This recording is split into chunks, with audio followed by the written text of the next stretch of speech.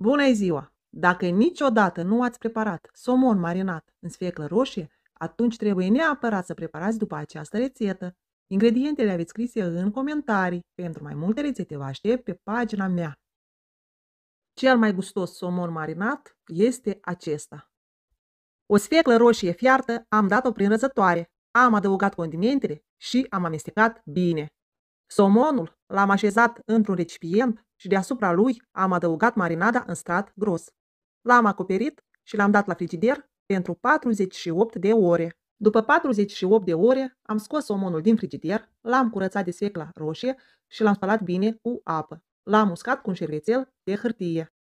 L-am uns cu ulei și l-am feliat să-l servesc. Este foarte gustos, are o culoare frumoasă și foarte bine arată pe o masă de sărbătoare. Vă recomand și vouă această rețetă. Poftă bună!